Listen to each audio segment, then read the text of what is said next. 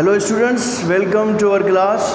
मैं आपका teacher sir Afzal अपने क्लास के अंदर आपको वेलकम कहता हूं। और आज का क्लास हमारा होगा क्वेश्चंस एंड आंसर्स के हवाले से, ठीक है ना। तो जिन स्टूडेंट्स ने हमसे क्वेश्चन पूछे थे, आज मैं उनको जो है वो यहाँ पे डिटेल्ड आपको बताऊँगा। और उसके अलावा जो पॉसिबल क्वेश्चंस बन सकते हैं प्रीवियस टॉपिक्स जो मैंने पढ़ाई हैं, उनको भी मैं थोड़ा बहुत जो है वो क्या कर लूँगा, एक्सप्लेन कर लूँगा, ठीक है।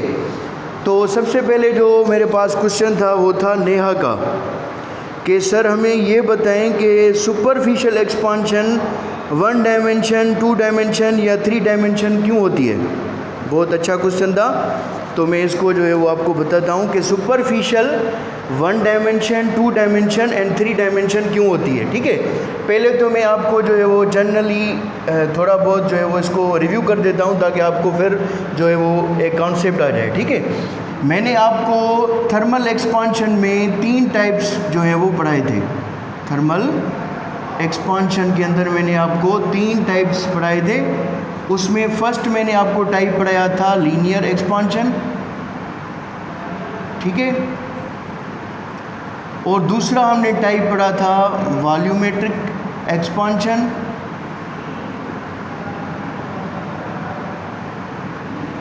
और उसके अलावा जो हमने थर्ड इसका टाइप पढ़ा था that was the superficial expansion, ठीक है। सुपरफिशियल एक्सपांशन, ठीक है। तो आप मैट्रिक में लीनियर एंड वॉल्यूमेट्रिक पढ़ चुके हैं, लेकिन सुपरफिशियल आपके लिए क्या था, एक नया टॉपिक था, ठीक है। और ये एक्चुअली हमारे टेक्स्ट के अंदर जो है वो मौजूद नहीं है, लेकिन एंट्री टेस्ट के अंदर जो है वो इसका कॉन्सेप्ट दिया जाता है, इसीलिए मैंने आपको जो है वो ये टॉपिक जो है वो पढ़ा दी थी, ठीक है। तो फर्स्ट लीनियर एक्सपांशन क्या था, वो था कि ये 1 डायमेंशनल होती है। क्या होती है? 1 डायमेंशनल। इसकी मैंने प्रीवियस लेक्चर्स के अंदर इसकी इक्वेशन भी ड्राइव की थी, ठीक है। ये 1 डायमेंशनल होती है, ठीक है। और ये आपकी होती है लीनियर, ठीक है। किसी भी एक डायरेक्शन के अंदर जो एक्सपांशन होती है उसको हम क्या कहते हैं, लीनियर, ठीक है। और ये एक चीज़ अपने जहन के अंदर रख दें कि लीनियर एक्सपांशन हमेशा सॉलिड्स के अंदर होती है। क्या? लीनियर एक्सपांशन हमेशा अक्कर होती है सॉलिड्स के अंदर, ठीक है।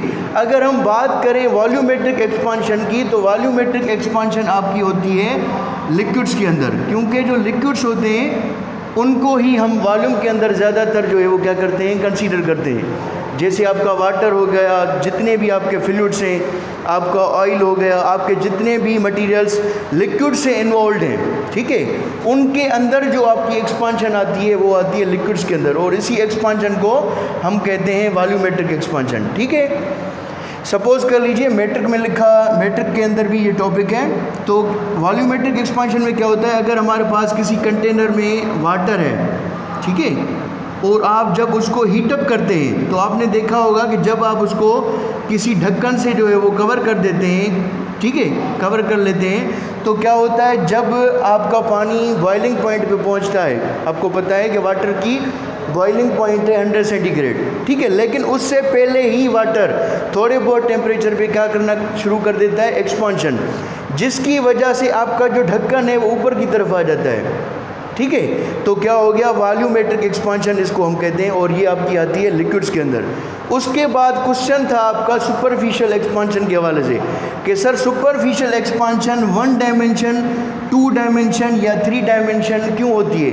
Why it is unexpected, why it is unexpected. ये जो है वो अनएक्सपेक्टेड क्यों है, मीन्स हमें कंफर्म पता ये क्यों नहीं चल रहा कि ये 1 डायमेंशन भी हो सकती है, ठीक है, ये 2 डायमेंशन भी हो सकती है, या फिर ये 3rd डायमेंशन भी, मना तीनों डायमेंशन के अंदर भी हो सकती है। तो इसकी जो मेन वजह है कि इसके अंदर जो आप मटेरियल यूज़ करते हैं वो प्योर नहीं होता।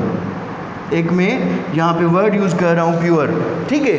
आपने केमिस्ट्री के अंदर पढ़ा होगा कि एक आपके प्योर मेटल्स होते हैं, और मेटल्स की प्रॉपर्टीज़ आप जानते हैं, उनमें एक लस्टर होता है, शाइनिंग होती है, और वो ज़्यादा से ज़्यादा हीट को एब्जॉर्ब करते हैं। और अगर हम नॉन मेटल्स की जो है वो बात करें तो नॉन मेटल्स की प्रॉपर्टीज़ क्या हैं, अलग से हैं, ठीक है। उनमें जो है वो हीट कंडक्शन का flow as compare to metals क्या होता है, कम होता है, और इलेक्ट्रिसिटी का इनमें जो फ्लो होता है वो बिल्कुल कम होता है। तो सुपरफिशियल एक्सपांशन जो होती है वो उन मटेरियल्स के अंदर होती है जो प्योर नहीं होते हैं। अगर हम मैं कहूँ इम्प्योर जो सब्सटेंसेस होते हैं, क्या इम्प्योर, जैसे आपकी प्लास्टिक हो गई, ठीक है ना।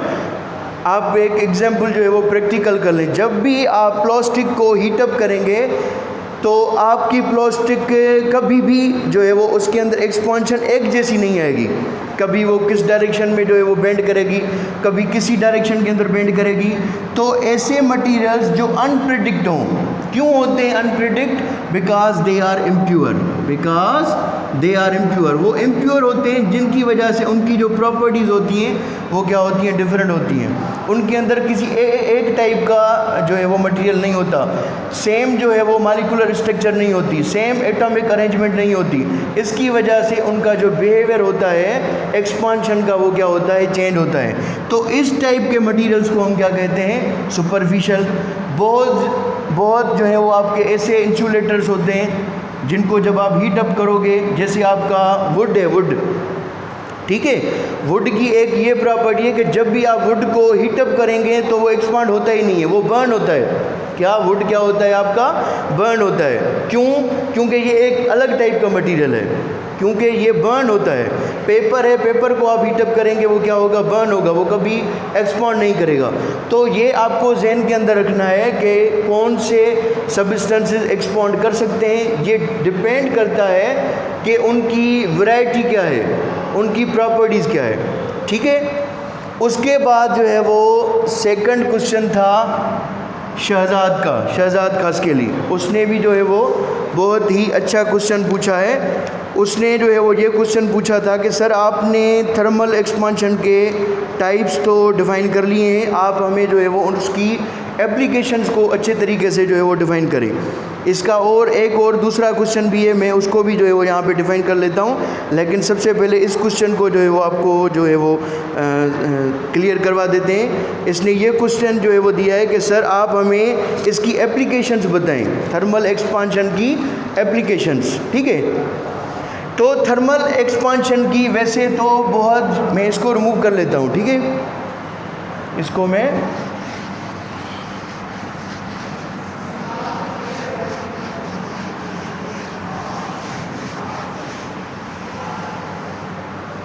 ठीक है। क्वेश्चन ये है कि सर डिफाइन करें applications of thermal expansion, applications of thermal expansion. Thermal expansion की एप्लीकेशंस जो हैं वो आप डिस्क्राइब करें, ठीक है। अगर मैं एप्लीकेशंस की बात करूं तो आपकी इंटर क्लास के बुक के अंदर एक अगर एप्लीकेशन आती है तो वो आती है आपकी बाईमेटालिक थर्मोस्टेट, ठीक है। उसके अलावा ओल्ड टाइम्स के अंदर, अब आजकल जो है वो मॉडर्न जो है वो फायर अलार्म्स आ रहे हैं, ठीक है, उनके अंदर सेंसर्स लगे हुए हैं। लेकिन जो हमारे पुराने फायर अलार्म्स थे वो भी हमारी थर्मल एक्सपांशन की एप्लीकेशन पे काम करते थे, ठीक है। तो मैं यहाँ पे लिख देता हूँ फायर अलार्म्स, ठीक है। उसके अलावा आपकी आयरनिंग है, आप जो इस्त्री यूज़ करते हैं घर के अंदर, उसमें भी ये भी आपकी थर्मल एक्सपांशन की जो है वो एक एप्लीकेशन है।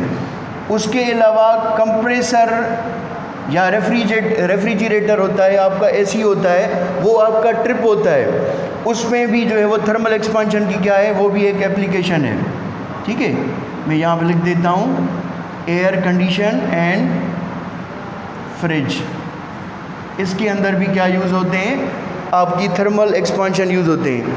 तो सबसे पहले मैं डिफ़ाइन कर रहा हूँ बाईमेटालिक थर्मोस्टेट, ठीक है। बाईमेटालिक थर्मोस्टेट क्या होता है, बाईमेटालिक थर्मोस्टेट, ठीक है। बाई जो वर्ड है इसकी मीनिंग होती है टू, और मेटालिक तो आपको पता है means it is made up of metals, it is made up of metals. And thermostat आपको पता है द लेवल ऑफ टेम्परेचर, इसको अगर हम शॉर्टली डिफाइन करें द लेवल ऑफ टेम्परेचर, ऐसी चीज़ जो टेम्परेचर को बैलेंस करे उसको हम कहते हैं थर्मोस्टेट। ठीक है, जैसे आपको पता है कि हमारा रूम टेम्परेचर जो होता है वो हमेशा क्या रहता है, मेंटेन रहता है। ठीक है, उसके अलावा हमारा बॉडी टेम्परेचर होता है वो क्या रहता है, मेंटेन रहता है। ये आपको बायोलॉजिकल जो है वो पता है। ठीक है, अगर हमारे जो है वो जिस्म के अंदर टेम्परेचर जो है वो इंक्रीज़ हो जाता है या एक्सटर्नल जो टेम्परेचर है इन्वायरमेंट का इंक्रीज़ हो जाता है तो आपको पसीना आना शुरू हो जाता है। ये आपका एक मैकेनिज़्म है बायोलॉजिकल जो उसको क्या कर देता है, कूल अप करता है बॉडी को। ठीक है, इसी तरीके से ये हमारे पास एक इंस्ट्रूमेंट्स हैं। तो बायमेटालिक थर्मोस्टेट ऐसी थर्मोस्टेट जो आपके 2 मेटल से बनी हुई हो उसको हम कहते हैं बायमेटालिक थर्मोस्टेट। ठीक है, इसमें आपका कोई भी एक मटेरियल यूज़ नहीं होता, एक मेटल यूज़ नहीं होता, इसमें आपके at a time 2 metals use होते हैं। सपोज़ कर लीजिए इसमें ज़्यादातर अगर ब्रास यूज़ किया जाए तो ब्रास के साथ आयरन भी यूज़ किया जाता है। ठीक है, या फिर जो है वो इन दोनों का कॉम्बिनेशन भी क्या कहलाएगा, बायमेटालिक कहलाएगा।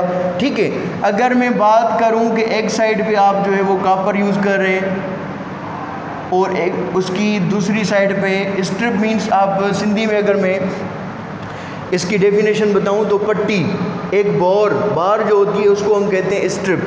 तो एक आपकी हो जाएगी स्ट्रिप कॉपर की, एक हो जाएगी आपकी सिल्वर की। इन दोनों का जो कॉम्बिनेशन होगा इन दोनों को हम कहेंगे बायमेटालिक थर्मोस्टेट। अब ये बायमेटालिक थर्मोस्टेट हम क्यों यूज़ करते हैं, सिंगल जो है वो मेटल्स हम थर्मोस्टेट लेवल के अंदर क्यों यूज़ करते हैं। ठीक है, एक्चुअली आपको पता है कि बायमेटालिक का यूज़ हम इसलिए करते हैं क्योंकि किसी भी चीज़ की जो नेचर होती है वो जनरली एक जैसी होती है, लेकिन जब हम 2 मेटल्स यूज़ करते हैं तो उन दोनों की प्रॉपर्टीज़ डिफरेंट होती हैं। बाज़ औक़ात ऐसे होता है कि कभी हमारा टेम्परेचर लो होता है, कभी ज़्यादा होता है। तो जब हम 2 मेटल्स यूज़ करते हैं तो वो दोनों उनको क्या करते हैं, बैलेंस करते हैं। क्या करते हैं, बैलेंस करते हैं। जैसे आपका जो बायमेटालिक थर्मोस्टेट है, क्या बायमेटालिक थर्मोस्टेट, इसमें आपकी जो एक कॉपर की लाइन है वो इसी तरीके से बेंड हो जाती है और एक जो है वो डाउनवर्ड डायरेक्शन के अंदर इसी तरीके से हो जाती है। ठीक है, जैसे आपका आयरनिंग है, इसका बायोमेटालिक की 2 एप्लीकेशंस मैं आपको बता रहा हूँ। ठीक है, कौन कौन सी, एक होता है आपका स्प्रिंग होता है, उसमें एक स्केल लगा होता है। ठीक है, तो जैसे जैसे ये आपके स्प्रिंग को, ये भी 2 जो है वो मेटल्स की बनी होती है, इसमें ब्रास यूज़ कर लो, आप सिल्वर यूज़ कर लो, फिर जैसे ही आपकी एक्सपांशन होती है तो ये क्या करता है, ये अंदर की तरफ जो है वो मुड़ जाता है। तो इसका ये क्या दिखाता है आपको, एक स्केल पे जो है वो वेरिएशन दिखाता है। और समटाइम्स ये क्या करता है, ये क्या करता है, एक्सपांड करता है। जब टेम्परेचर इंक्रीज़ हो जाता है तो ये आपको ज़्यादा जो है वो टेम्परेचर बताता है। ठीक है, तो बायमेटालिक थर्मोस्टेट परफेक्ट नहीं होती है। आजकल जो आपका टेम्परेचर एनवायरनमेंट का मालूम किया जा रहा है वो हाईली एडवांस्ड इंस्ट्रूमेंट्स के थ्रू जो है वो मालूम किया जा रहा है। ये एक पुराना मेथड था, it is not clear, it has many errors. ठीक है, ये आपके टेक्स्ट के अंदर लिखा हुआ है, हमें डिफ़ाइन करना है, लेकिन इसके अंदर बहुत ज़्यादा एरर्स आ रहे हैं। ये कैसे फंक्शन करता है, इसमें आपके 2 मेटल्स होते हैं, एक आपका पॉइंटर होता है, फिर जैसे जैसे आपका टेम्परेचर राइज अप होता है एनवायरनमेंट का, आपका स्केल आपको क्या देता है, हायर डिक्रीज देता है। मीन्स आपको बताता है कि एनवायरनमेंट के अंदर अब ज़्यादा टेम्परेचर है। फिर जब टेम्परेचर लो होता है तो ये क्या करता है, बेंड हो जाता है, फिर ये स्केल्स नीचे की तरफ आ जाता है। मीन्स आपको पता चलता है कि अब एनवायरनमेंट का टेम्परेचर क्या हो गया है, लो हो गया है। और यही बायोमेटालिक आपका आयरनिंग के अंदर, इस्त्री जो आप करते हैं घर के अंदर, उसके अंदर भी यूज़ होता है। ठीक है, ये बायोमेटालिक आपकी आयरनिंग के अंदर कैसे काम करती है। ठीक है, एक्चुअली इसके अंदर ये बायोमेटालिक स्ट्रिप यूज़ होती है। मैं यहाँ पे बना देता हूँ, ये आपकी सपोज़ कर लीजिए एक आयरनिंग है, इस्त्री है। ठीक है, मैं इसको जो है वो बना रहा हूँ। अब इसके अंदर आप करंट फ्लो करवाते हैं, एक आपका पॉजिटिव टर्मिनल होता है, एक आपका नेगेटिव होता है। ठीक है, आयरनिंग पहले तो ये आप बताएं करती क्या है। ये इलेक्ट्रिकल एनर्जी को कन्वर्ट करती है, इलेक्ट्रिकल एनर्जी को कन्वर्ट करती है हीट एनर्जी के अंदर, हीट एनर्जी के अंदर, electrical energy to heat energy, ठीक है। लेकिन आपको पता है कि कंटिन्यूअस फ्लो होता रहता है electrical energy to the heat energy, लेकिन क्या जितनी आपका करंट फ्लो होता रहेगा उतनी ही आपकी आयरनिंग हीट होती रहेगी? नहीं। इसीलिए ही हम थर्मोस्टेट लगाते हैं ताकि आपकी इस्त्री ज़्यादा टेम्परेचर ना ले ले, ताकि आपके जो कपड़े हैं वो जल सकते हैं। इसीलिए इसके अंदर बायोमेटेलिक लगाते हैं कि वो करंट के फ्लो को क्या कर देती है, कट ऑफ कर देती है, जिसकी वजह से आपका जो नुकसान है, जो आपके कपड़े जलना शुरू हो जाते हैं वो बंद हो जाते हैं। फिर जब वो एक उसका टेम्परेचर फिर जब कम होता है फिर वो क्या हो जाती है, फिर उसके साथ अटैच हो जाती है। तो जब आप किसी ठंडे कपड़े पे जो है वो इस्त्री घुमाएंगे तो वहाँ पे आपकी इस्त्री ऑन होगी, ठीक है। जब वो हीटअप हो जाएगी, आप जो है कंटिन्यूस 2 या 3 मिनट जो है वो कपड़े को घुमा रहे हैं तो फिर वो क्या हो जाएगी, हीटअप हो जाएगी और वो ऑफ हो जाएगी। यही होता है इनका जो है वो थर्मोस्टेट लेवल का काम। ये फायर अलार्म्स के अंदर भी आपकी बायोमेटेलिक यूज़ होती है, आयरनिंग के अंदर यूज़ होती है, आपका एसी का जो कंप्रेसर होता है इसके अंदर यूज़ होती है, आपके फ्रिज के अंदर यूज़ होती है। अगर आपका रूम का टेम्परेचर बहुत ज़्यादा हो जाता है या शॉर्ट सर्किट हो जाता है तो आपका एसी या फ्रिज क्या हो जाता है, ऑटोमेटिक ऑफ हो जाता है। फिर जैसे ही वो बैलेंस होते हैं, एक मॉडरेट टेम्परेचर आता है, फिर ऑन हो जाते हैं, ठीक है। तो थर्मोस्टेट लेवल इन चीज़ों को टेम्परेचर क्या रहता है, बैलेंस, ये जहन में रखना है। ये इनकी क्या है, मेन एप्लीकेशन है। फायर अलार्म का यूज़ होता है फैक्ट्रीज़ के अंदर। फायर अलार्म का यूज़ आपका फैक्ट्रीज़ के अंदर होता है कि जहाँ पे आग लग जाए अचानक, तो ये क्या होते हैं, सेंसर्स लगे होते हैं या इनमें बायोमेटेलिक स्ट्रिप होती है, वो बैंड होती है किसी एक अलग डायरेक्शन के अंदर, फिर जिसकी वजह से आपका क्या हो जाता है, एक वाइब्रेशन बजती है, अलार्म बजता है और फैक्ट्रीज़ को पता चलता है कि यहाँ पे फॉल्ट है और सारे जितने भी आपके मज़दूर होते हैं वो फैक्ट्री से बाहर निकलना शुरू हो जाते हैं, ठीक है। उसके अलावा जो क्वेश्चन था शहजाद का वो भी मैं यहाँ पे देख रहा हूँ, ठीक है, रीड कर रहा हूँ। शहजाद का नेक्स्ट क्वेश्चन था, मैं 1-2 मिनट इसको चेक कर लूँ मोबाइल पे कि क्या क्वेश्चन था। शहजाद का दूसरा क्वेश्चन था कि सर हमें ग्राफिकली समझाएं कि थर्मल एक्सपांशन का जो है वो क्या रिलेशन है। ग्राफिकली हमें समझाएं कि थर्मल एक्सपांशन का क्या रिलेशन है, ठीक है। तो मैं इसको रिमूव कर लेता हूँ। ये शहजाद खसकेली का सेकंड क्वेश्चन है और बहुत अच्छा क्वेश्चन है। तो ऐसे स्टूडेंट्स जो हैं वो बहुत ही अच्छा काम करते हैं क्योंकि वो क्वेश्चंस पूछते हैं, उनको माइंड के अंदर जितने भी सवाल होते हैं वो इनबॉक्स करते हैं ताकि हम उनके आंसर्स जो हैं वो दे सकें, ठीक है। इनका सेकंड क्वेश्चन ये है कि सर हमें ग्राफिकली समझाएं, graphically demonstrate the relation of thermal expansion, thermal expansion, ठीक है।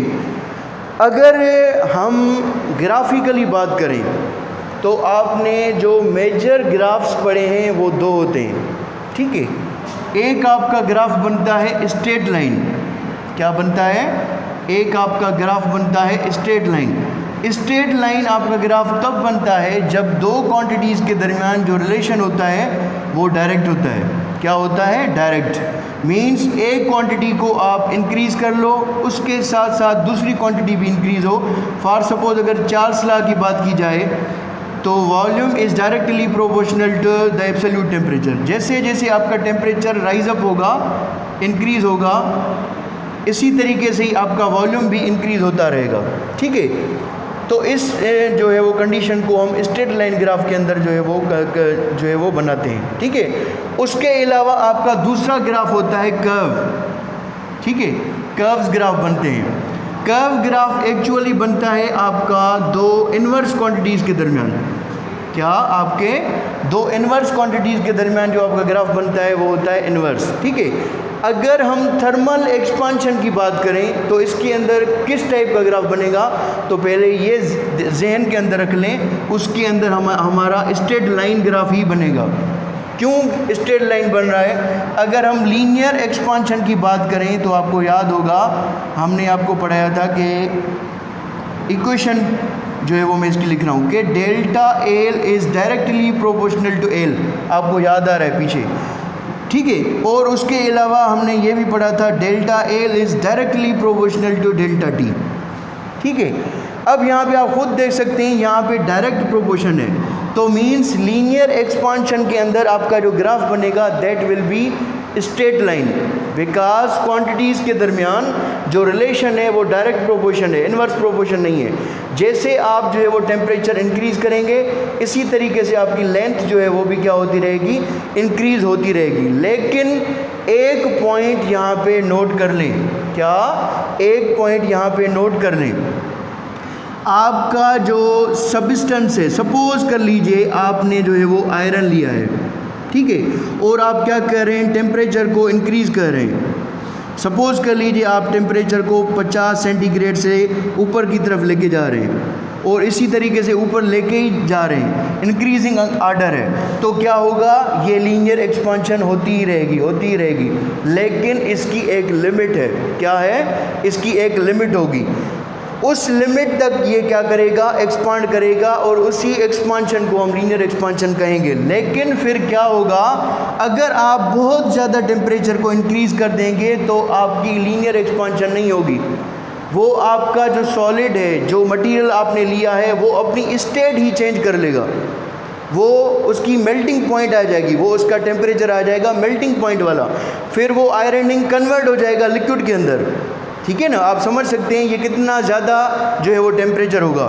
फिर आप जो है वो जितना आप टेम्परेचर राइज अप करेंगे वो आपका क्या हो जाएगा, सॉलिड कन्वर्ट हो जाएगा लिक्विड के अंदर, फिर आपकी वहाँ पर लीनियर नहीं होगी, उसकी स्टेट ही चेंज हो जाएगी।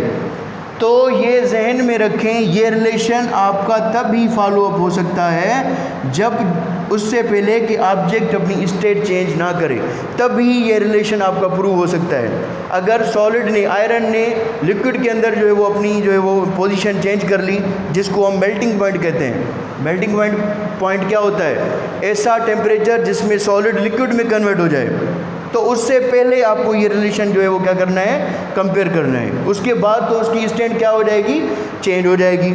इसी तरीके से ही अगर मैं वॉल्यूमेट्रिक की बात करूं तो वॉल्यूमेट्रिक में भी आप ये पढ़ चुके हैं कि आपका जो चेंज इन वॉल्यूम होता है that is directly proportional to delta T. अब यहाँ पे आप देख सकते हैं डायरेक्ट प्रोपोर्शन है, तो मीन्स आपका ग्राफ क्या बनना चाहिए, आपका ग्राफ बनना चाहिए स्ट्रेट लाइन।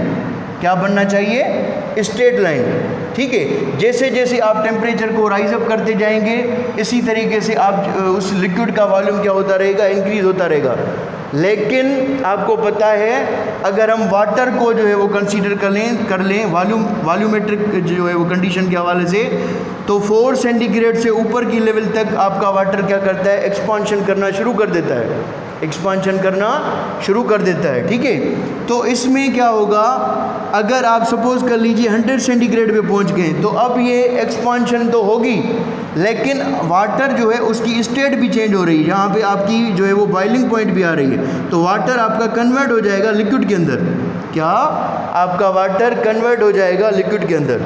तो इसमें भी आपका क्या बनेगा, जो है वो स्ट्रेट लाइन ग्राफ। और सुपरफिशियल तो जो है वो मैंने आपको जो है वो पिछले लेक्चर के अंदर जो है वो डिस्क्राइब कर दिया था।